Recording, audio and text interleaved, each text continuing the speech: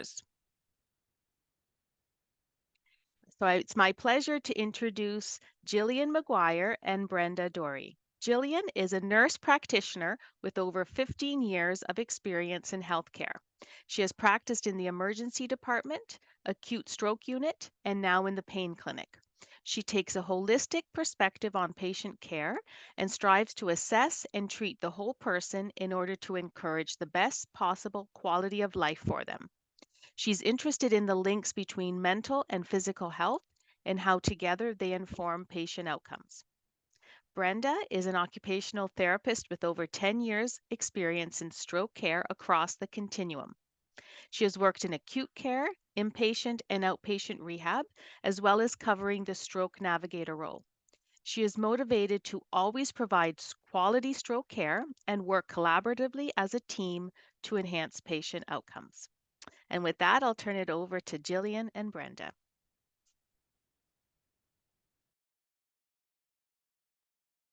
Thank you so much, Tina.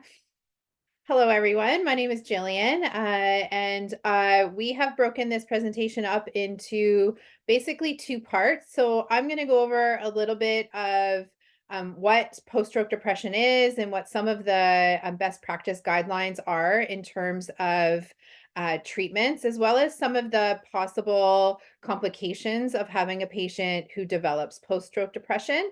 And then Brenda's going to go over some of the functional recovery aspects and how that how we can optimize recovery even with patients that are experiencing post-stroke depression. Next slide. So first, I thought it was really important to go over a couple of definitions. So when we think of depression after stroke, that is kind of one category of patients, but there's a couple of other mood type disorders that are also really important to go over as they tend to affect stroke patients as well. So I'm going to go over a little bit about what is depression after stroke, the concept of a vascular depression, and then just highlight some key factors that go into somebody that might have an apathy without depression, and also how anxiety might confound some of what we're seeing. Next slide. So depression after stroke, patients with a depressed mood or a loss of interest in pleasure, this can happen for a number of reasons. And for a patient to be diagnosed with stroke, you have to look at other symptoms. So we look at things like weight loss, insomnia, psychomotor agitation, fatigue, feelings of worthlessness, diminished concentration, and even suicidal ideation. These symptoms have to last 2 or more weeks, and the patient has to have a combination of 4 of those things. We do know that there's biological, behavioral, and social factors that go into this diagnosis, and symptoms can occur within 3 months of the stroke, but really it's important to know that this can come up at any time post-stroke. The experience, a lot of stroke patients will experience more sleep disturbance, vegetative symptoms, or even social withdrawal. And stroke patients tend to have these symptoms more than patients that have depression from other causes. They do, it's actually pretty staggering to know that post-stroke depression can affect 1/3 of stroke patients. And there's also a concept of when a person has a stroke, there's this concept of grief and loss. So even if the stroke has not taken the patient's life, they need to grieve for what life was like before the stroke. There's a loss of identity, there's a loss of function. They have to grieve the place that they had in society before. We know that stroke is devastating because it changes your life in an instant. So we hear a lot from our patients that yesterday the patient was fine. They were at their baseline. They were going out for lunch with friends. They went to get their hair done. They were interacting with grandkids or children. And that can be drastically changed for the patient, even overnight. And so we really need to keep that in mind as we're treating patients after stroke. Next slide. So, the concept of vascular depression is really important in stroke. It's related to small vessel ischemia. You may actually even see white matter disease on brain imaging. Vascular depression often happens at a later age. There's often a cognitive impairment piece to this. And patients with a vascular depression post stroke are less likely to actually have a family or personal history of depression. And they're often patients that have a greater physical impairment. Patients with executive dysfunction and or show progression of their white matter hyperintensities over time often have a poor response to our classic depression treatments. And it tends to be a lot more chronic or relapsing. And so that's really important to know for our stroke population. Next slide. So the concept of apathy, so we probably all have experienced the stroke patient that just is apathetic. They don't seem depressed. Their mood actually seems okay, but you can't get them to kind of set goals. There's a bit of an emotional and cognitive piece to this where they're a little bit disconnected with what we are actually seeing on exam. So a good example of this is somebody with a right-sided stroke who I'll often tell kind of students or other people that are families that a right-sided stroke is often folks that will tell you all the right things and then do none of them. But you can't figure out why they're not. And so there seems to be a loss of motivation. They're not overly concerned with their deficits. They've kind of lost interest in some of the things that they enjoyed before the stroke.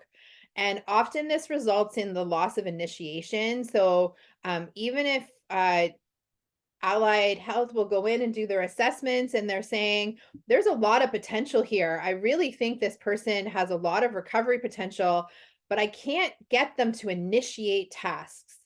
Or we'll be sitting in rounds and nursing will say, this person continues to ask me to help them eat, even though they are able to actually use their unaffected arm, but they just won't initiate. They're often less interactive as well. So even in a social setting, they'll be quietly sitting. They seem to lose interest in things. And they seem happy enough to kind of sit in their bed or their wheelchair and not really interact with the world around them. It has a huge negative impact on stroke recovery because, as we know, the initiation of movements for yourself is really what helps the neuroplasticity come along. And so, this obviously has a really negative impact. It can occur completely on its own, or it can be a symptom of depression or dementia. We'll often find that a person who was going along quite nicely with their dementia before stroke will take several steps back in terms of their independence and function. And a lot of that is this concept of apathy. It's been reported in some studies that it can occur in 29 to up to 40% of stroke patients will have this. Next slide. Anxiety also happens either on its own or in conjunction with anxiety. So, again, as part of the adjustment phase post stroke, there's a lot of unknown. The patient and the family don't know what life is going to look like. Stroke recovery can be a really long journey. And so, that feelings of anxiety can come up for people. They get feelings of tension or apprehension where they don't want to engage.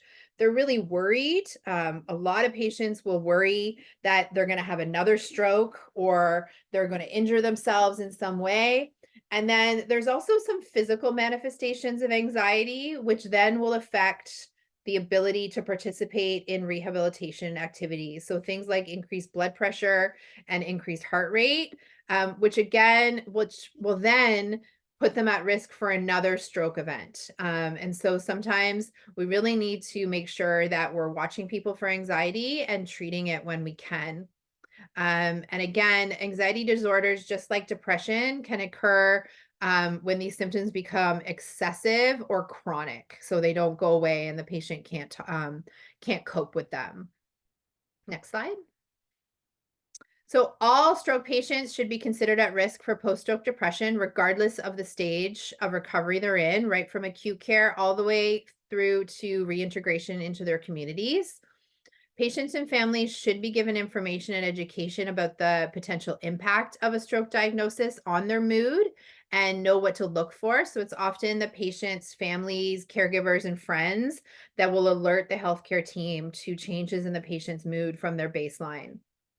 And patients and families should be given the opportunity to talk about it. They need to be able to talk about the impact of their stroke diagnosis and how that's going to affect their lives at any stage of the recovery and what that's going to look like. Next slide.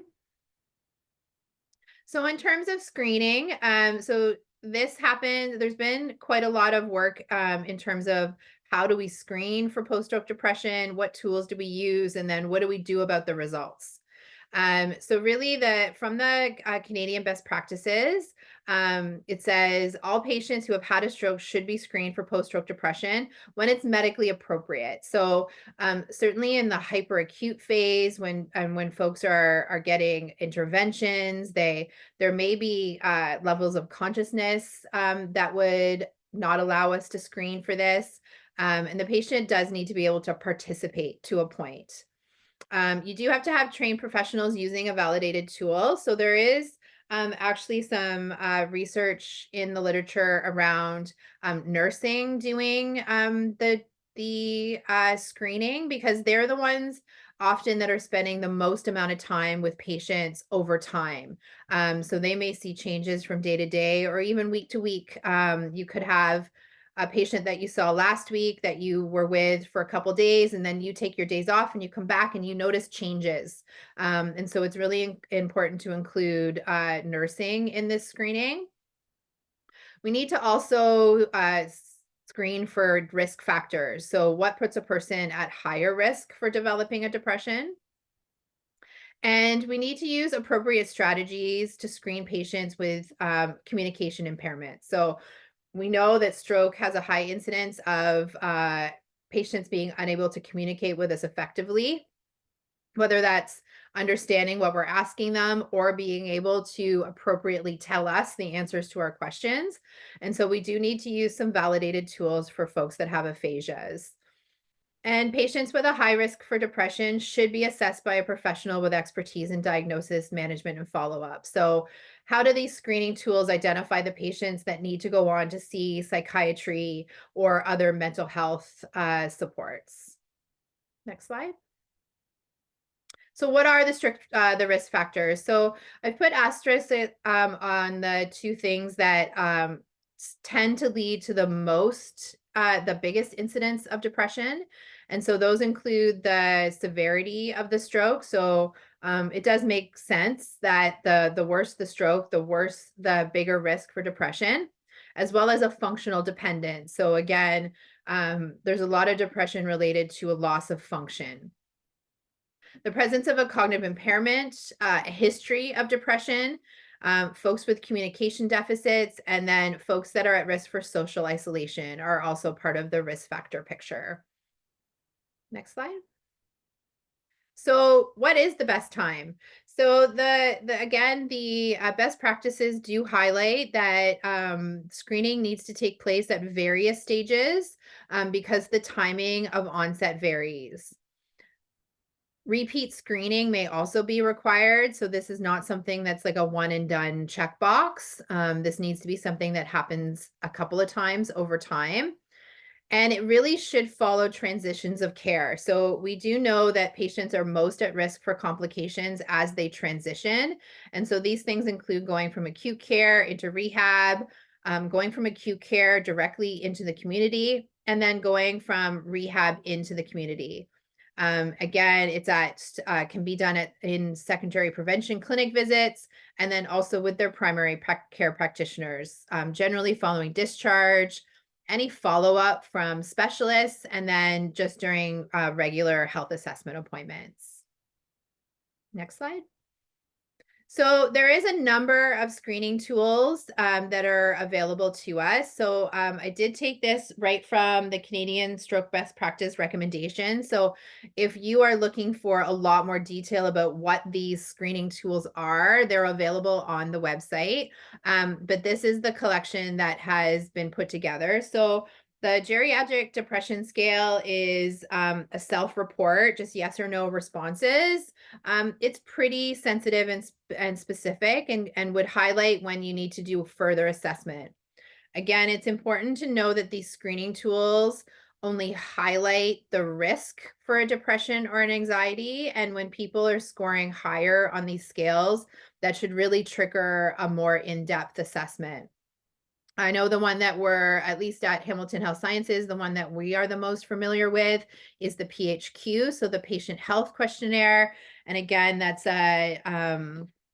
those are multiple choice responses on a 4-point scale. So it gives some patient, instead of being a binary yes or no answer, gives the patient the ability to score certain things from a 1 to 4 scale. And then there is also aphasia friendly questionnaires that have been validated. So there's the stroke aphasia depression questionnaire and then the aphasia depression rating. And again, screening only highlights when we should do further assessment. Next slide. So this is kind of just a bit of a laundry list of things that have shown to have some efficacy from a non-pharmacological perspective. So things like CBT, mindfulness, music has found to be really beneficial. Physical exercise at whatever intensity the patient is able to tolerate. And then for patients that have really severe refractory depression, we have seen in the literature some success with ECT or deep brain stimulation. And there's also something to be said for watchful waiting.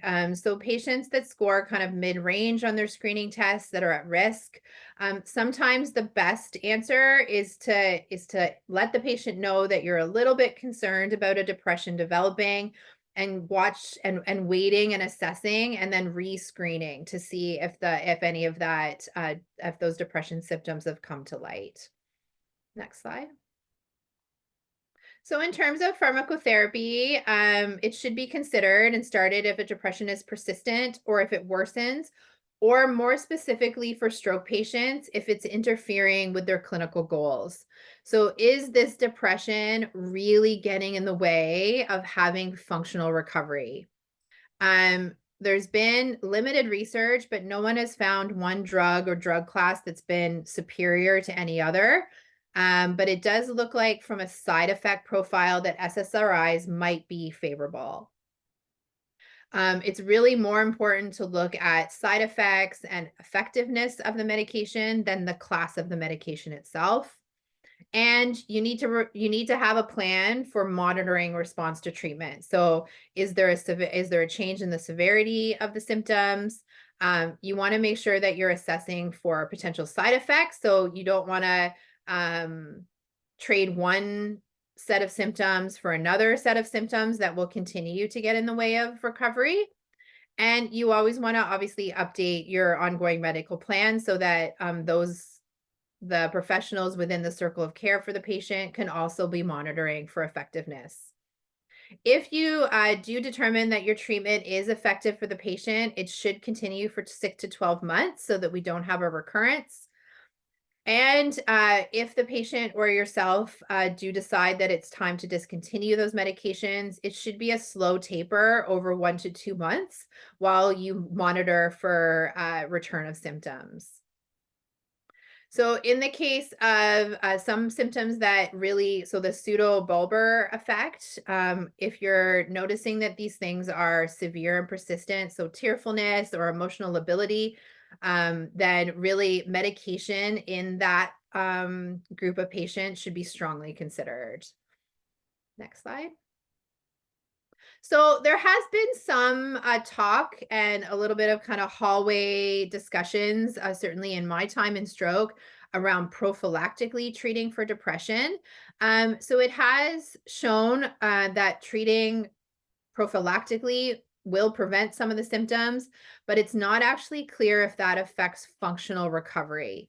Problem solving therapy does seem to have a prophylactic effect. So again, some of that like CBT and things like that seem to be able to decrease the incidence of having depression symptoms.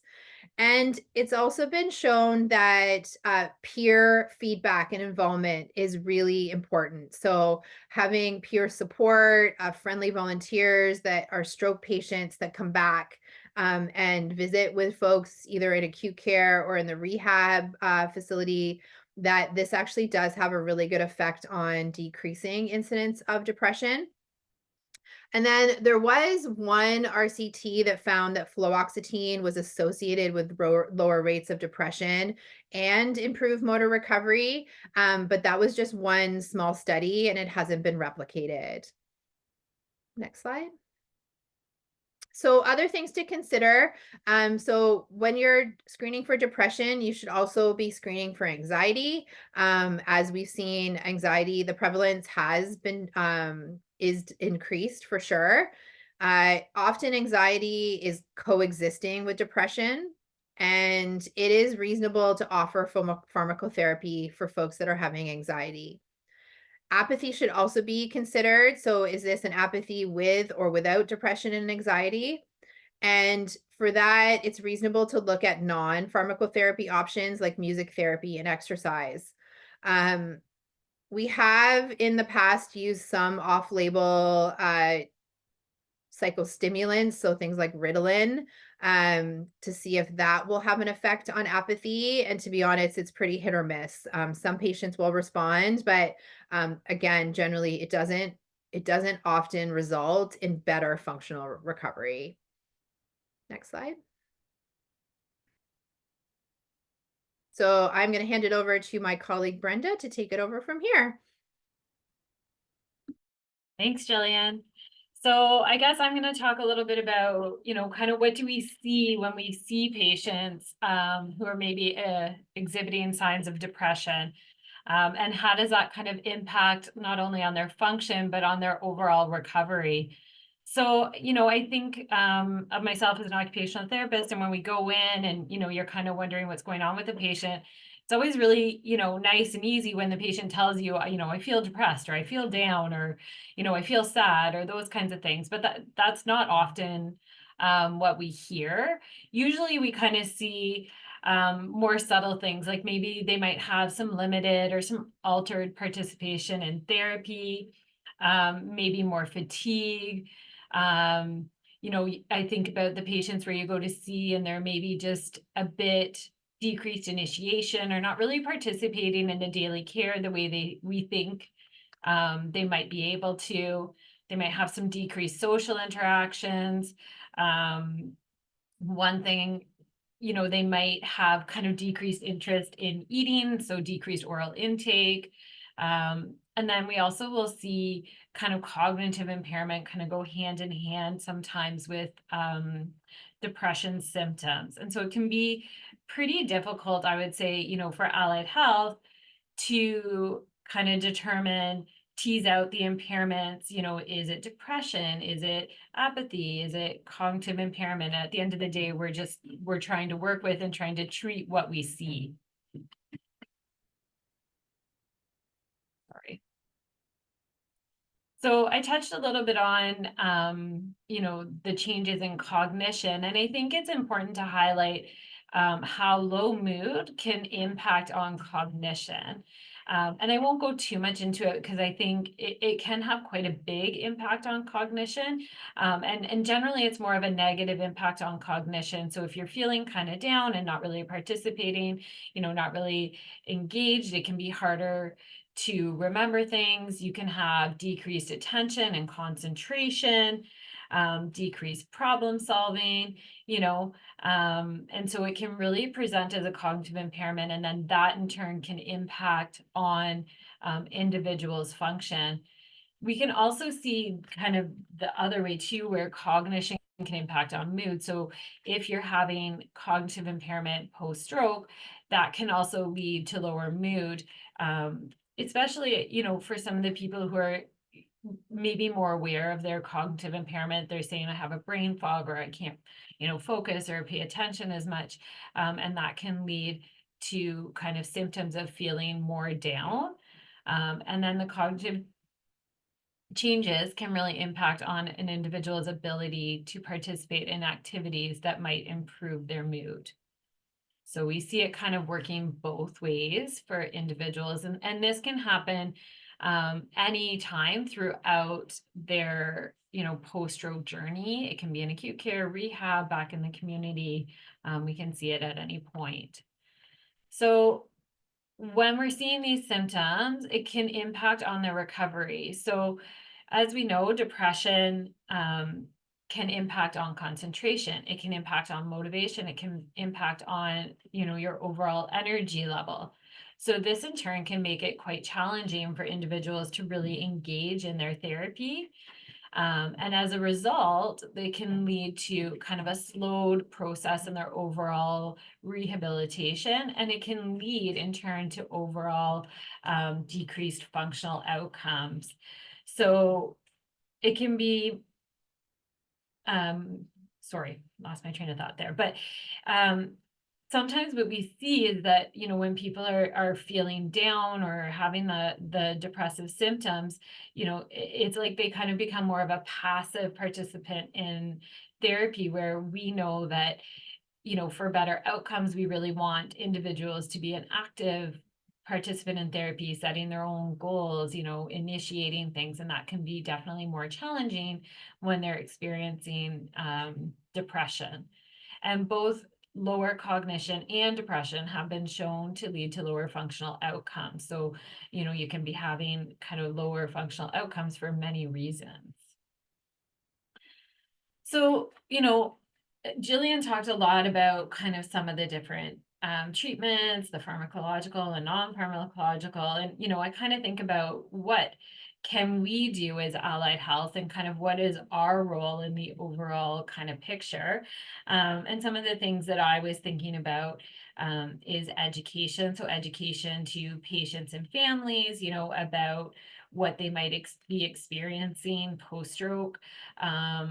Sometimes I find, particularly in acute care, that we're the ones, that kind of go in and we try to get somebody up, and that's sort of when some of their, maybe physical symptoms are really highlighted. And sometimes that's when patients and their families, might kind of start to break down a little bit, and, some of the reality starts to set in.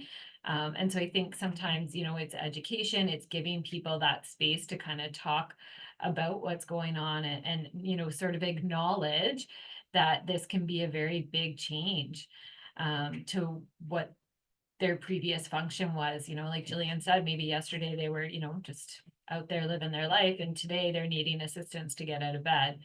Another big thing that I think about is liaising with the team. So just like nursing is, often kind of the ones that might be going in day to day and spending a bit more time with patients, depending on where individuals are in their stroke recovery journey, as the allied health, we might be also spending quite a bit of time with people, and we might be saying, they're just, something's a bit off, or, they're just not progressing the way we want. Not that we want, but that we think they're capable of. And so really like liaising with the team, are other people seeing this, have we done the screening? What are we thinking? And then talking with the doctors or the medical team to see what the options are. And just, engaging individuals in the rehabilitation process. When you think about sort of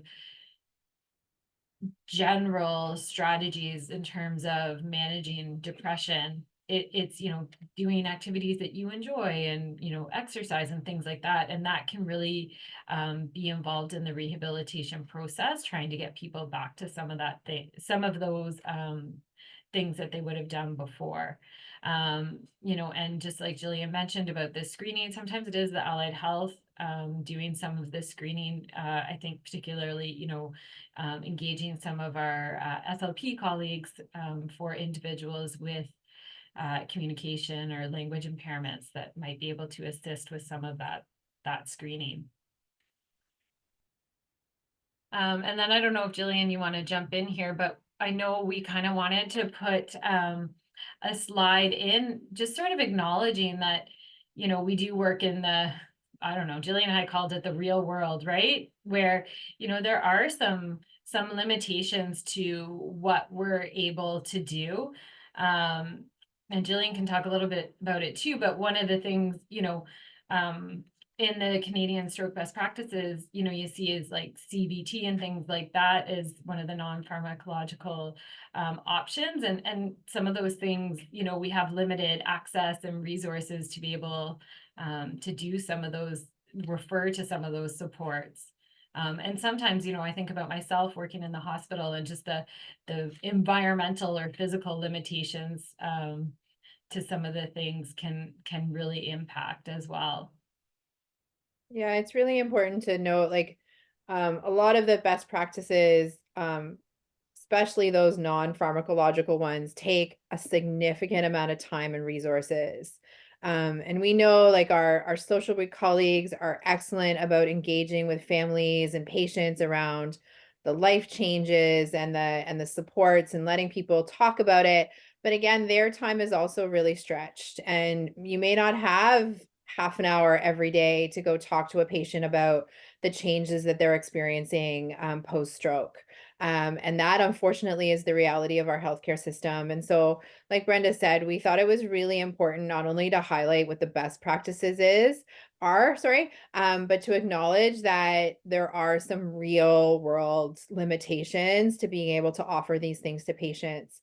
And the one thing too that just anecdotally, I'm sure I'm not the only one that has seen this, but certainly in the stroke unit and then my transition into the chronic pain clinic, have noticed a ton more folks that are really struggling with depression and anxiety coming through this COVID-19 pandemic. So folks that have been socially isolated, folks certainly in a stroke world that maybe have not been paying attention to a lot of decreasing their risk factors, maybe not eating well. A lot of places have been closed, so maybe folks haven't been able to do their exercise routines.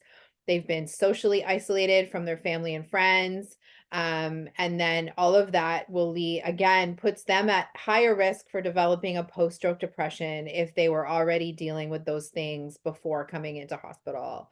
And so really it's important to highlight these things that we offer as much as we can, but things like psychologists and psychiatrists, those wait lists in the community are years long. It's not even months, it can be years.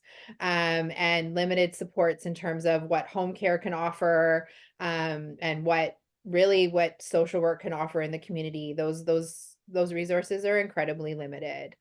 And it does, unfortunately, really affect the way that stroke patients are able to recover. Next slide.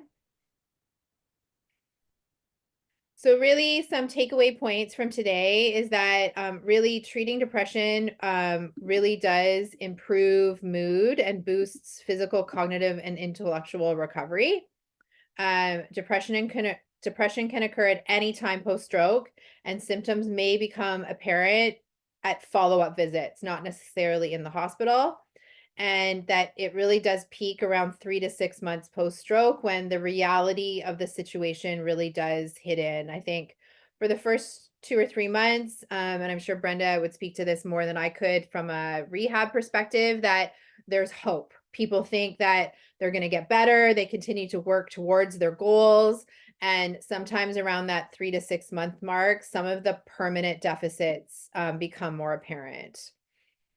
And then some studies have shown that post-stroke depression is also associated with higher healthcare costs. So that seems pretty intuitive. A person with a depression post-stroke or anxiety post-stroke may not feel like they're safe, or every symptom might cause them to need to call their healthcare team. There might be emerge visits or things like that.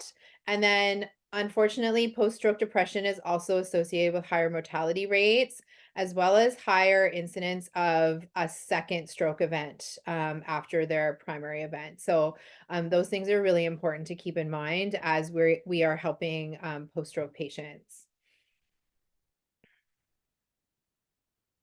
Do you have anything to add, Brenda? No, I don't think so. I think just highlighting the impact on the function and the overall recovery is important. Mhm. And really, when it comes to being able to screen or treat patients, it is all hands on deck. So I know our social work colleagues are very helpful in doing this. At least in our program at Hamilton General, social workers are doing initial screenings to at least screen for the presence of pre-stroke depressions or other risk factors, as well as supporting patients and families as they move through the continuum. So thank you so much for listening to us talk. And we are open to any questions you might have.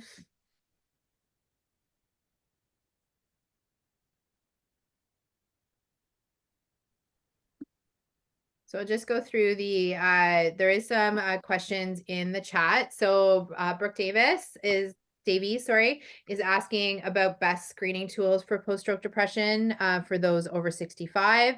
So we have adopted the PHQ at Hamilton General. That's the one we use and find it to be quite helpful. And really, in the end, the best screening tool is the one that you feel like you can use the most consistently. Sometimes you have to modify it a little bit in terms of cognitive impairments or maybe communication deficits. But really, the one that you find out of those validated tools to be the most useful to you is the best tool to use.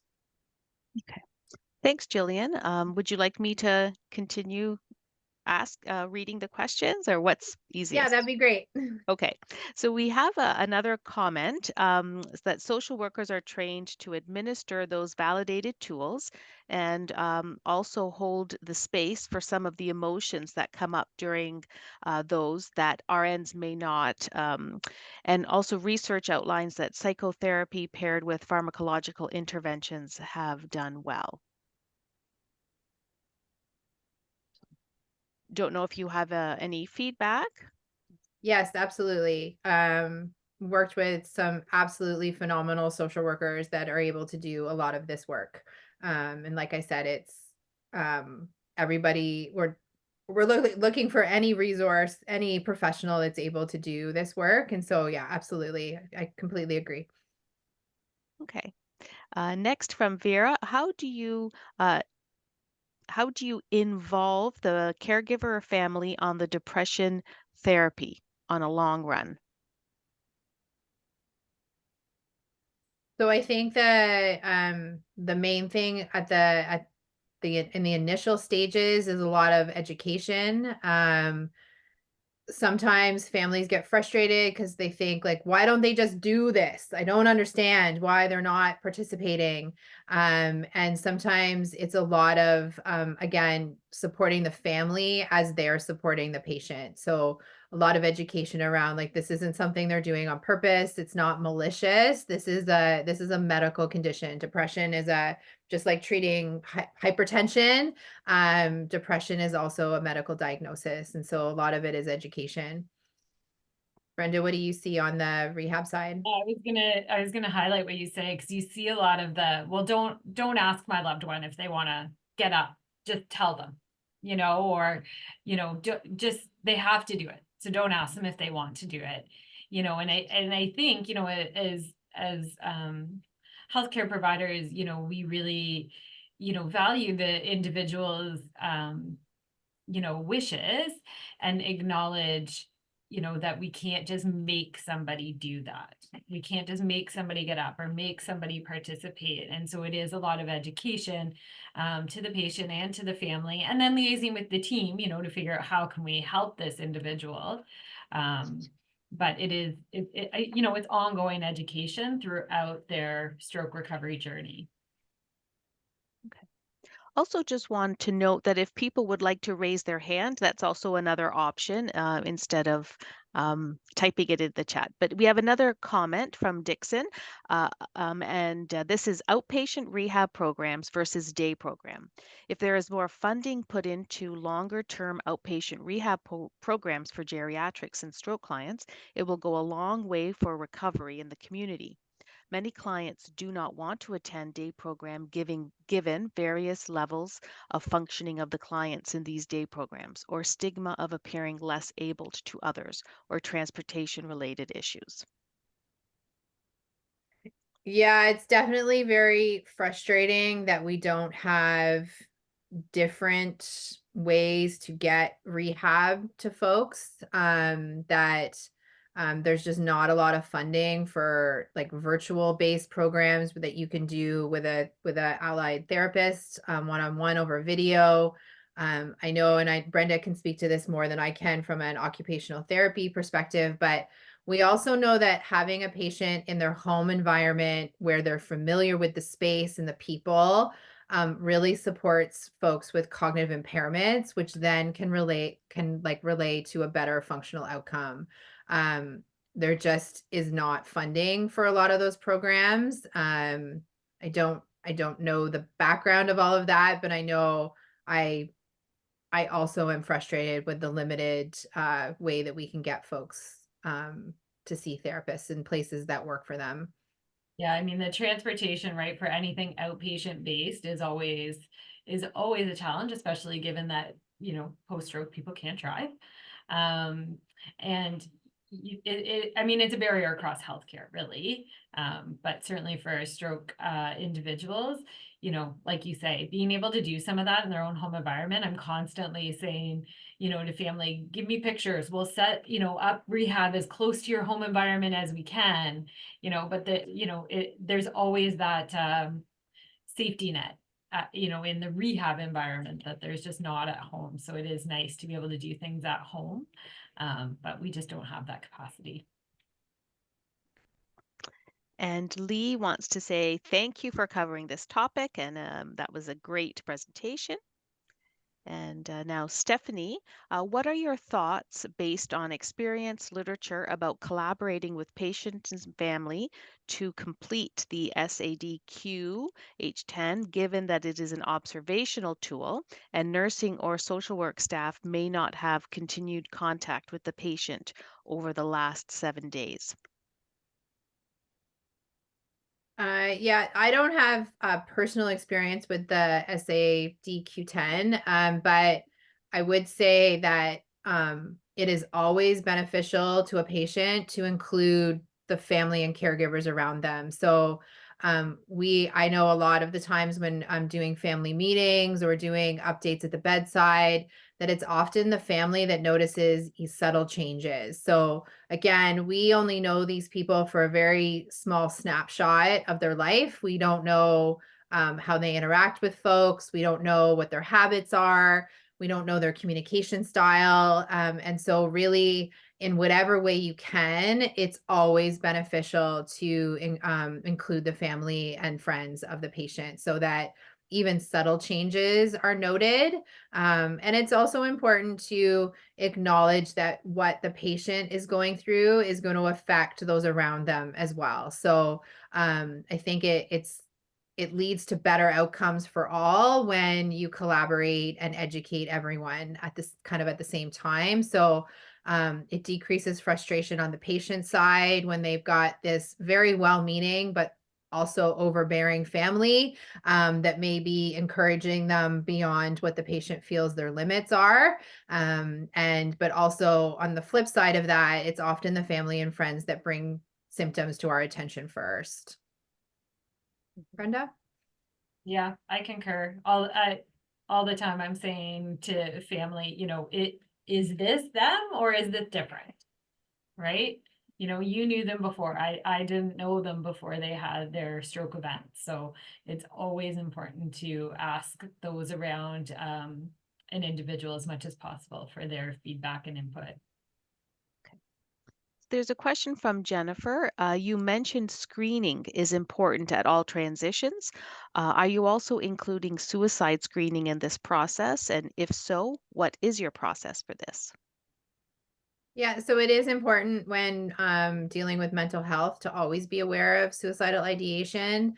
Especially stroke is a scary thing to happen. And so, using suicidal intent or ideation, you should be screening that for patient safety. So, like I talked about at the beginning, there is a process of grief and loss that happens when a patient has a stroke. And so, being comfortable to have those conversations. So, even just asking them if they've thought about their death or thought about dying, and then asking questions around suicide and being comfortable with those screenings. So certainly if a patient scores high on a depression screening, then you should be asking questions about suicidal ideation as well.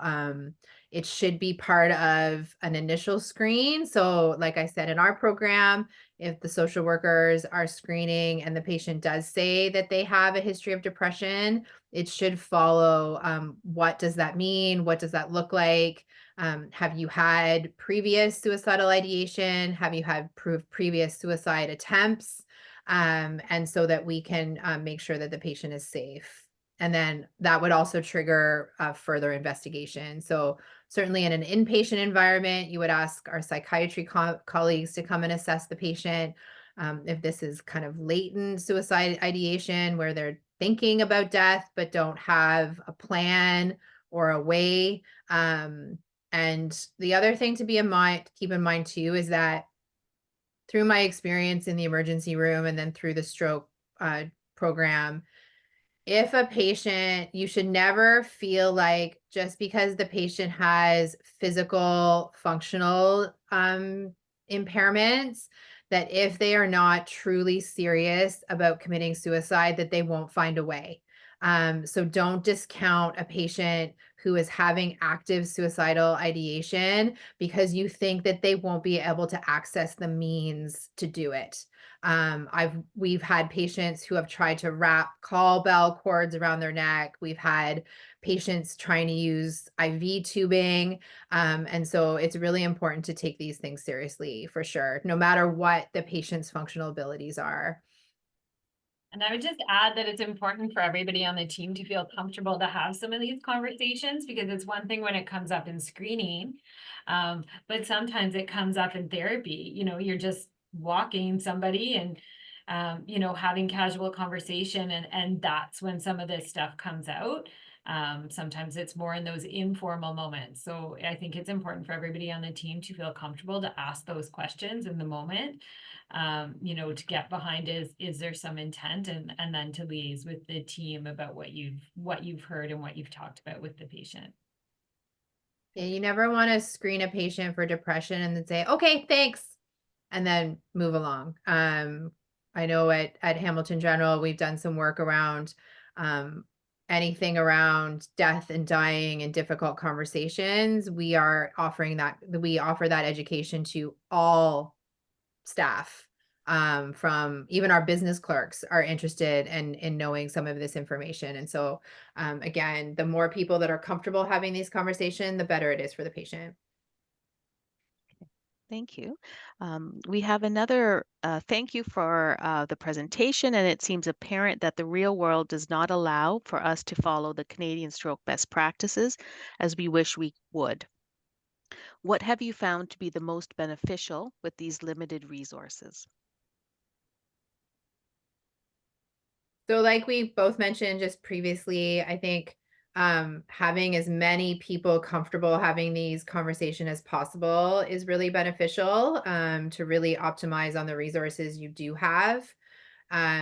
Setting up, I know when I was working on the stroke unit, um, working with folks that were being discharged directly from acute care into the community and trying to do really close follow-up with those folks. Because again, sometimes it's being face to face with the real world where these symptoms come up. So you're in this fight or flight response when you're in acute care in the hospital, and then you get home and reality kind of hits you in the face. So putting some resources in place to do short follow-up is really important.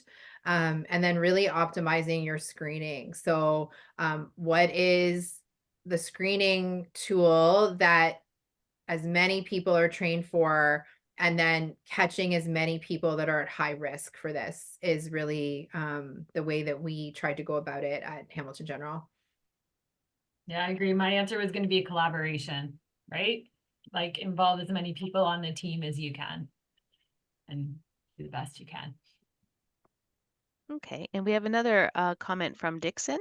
PT and OT and acute care are here. How can we better advocate for our patients who we feel at risk for post-stroke depression? Oftentimes, when health disciplines bring up to the medical team that the patient is at risk of post-stroke depression, we are often told it's just an adjustment disorder. We haven't fully rolled out a validated screening tool yet. Maybe is that the best place to start?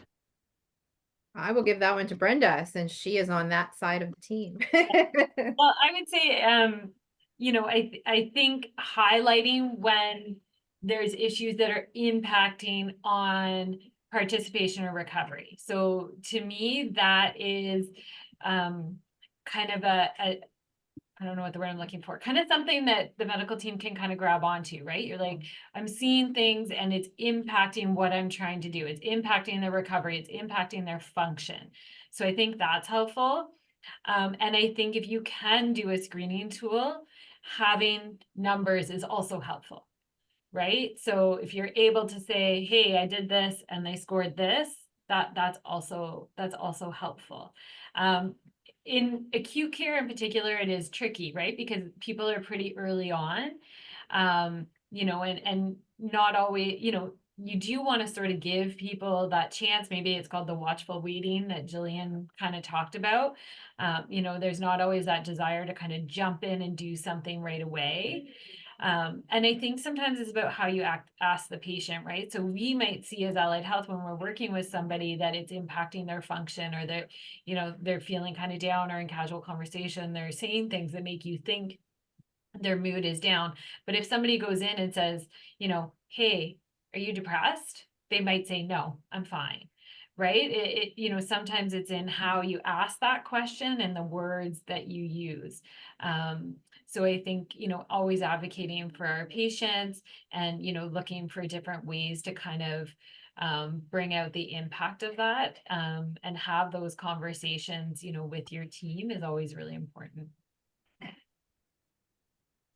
Thank you.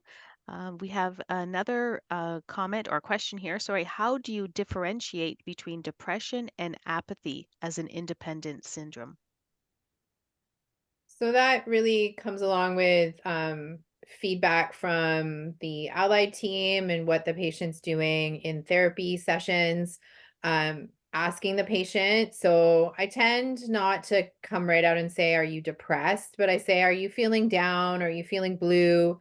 Especially apathy generally more looks like they will do the things for you when you're there, but then there's lack of initiation. There's lack of doing things for themselves. Whereas depression sometimes looks a little bit more like you go into the room and ask the patient to do something and they say no. Apathy sometimes is just, again, this kind of, they almost look like a bit of a malaise where they're just kind of sometimes content in their inaction. And sometimes that's a good way to differentiate. And again, it's using kind of a collaborative approach. So what is everybody else seeing? What is the family seeing? And then how is it affecting their recovery is often sometimes the differentiation. Because sometimes people, and Brenda can speak to this too, that folks with apathy, often the therapy team will go in and they'll say, okay, we're going to do this. And they're like, okay. Like they're not excited about it, but they're like, they don't seem to really care either way. But if you're going to do it for them, they'll let you. Whereas sometimes folks with depression will actually put up a barrier and say, like, I'm not participating today. Yeah. Okay, we have a question from Megan. How do you integrate non-pharmacological interventions at your organization? Sometimes I worry that we might be quick to medicate. Yeah, this one's really hard. because of the lack of resources. Certainly in acute care, we don't have a lot of opportunity to use the non-pharmacological approaches. This is often, if you can engage with family, they're often the tool that we use for the non-pharmacological stuff. Um, there's a little bit more access in terms of certainly coming out of the pandemic. Now volunteers are able to come onto rehab again. Groups have started again on that side of things, but I don't have a great answer for that. And I definitely sometimes we initiate medication because it's the easier thing to do, because again, the resources are so limited when we're talking about some of those long-term therapies. Okay. And Lauren is asking, do you have any handouts or resources to assist staff with educating patients and families? Yeah, so there's at the end of this presentation, I've put some resources. There's actually some really good handouts available both from the Canadian side, so the Heart and Stroke Foundation. There's some patient and family handouts. There's a couple of really good ones from the American Stroke. So there's something called Let's Talk About Post-Stroke Depression that comes from the American Stroke Association. And there's a really good one that came out of Columbia University. They really jumped on I think he's a senator, John Fetterman, who had a stroke and then was in the legislation and then had to actually go and do an inpatient stay for his mental health.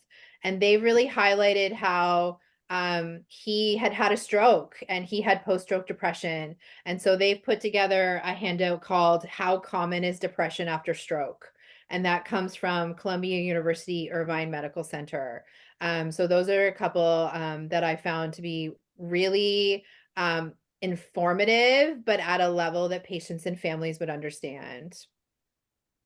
Mhm. Okay, great. And Vera is letting us know that in Windsor, Essex, so in Windsor, I think this Windsor Essex Community Health Center, they have a funded program called Chronic Disease Management with social work, RN, OT, PT, outpatient services, and it's an awesome program for stroke as well.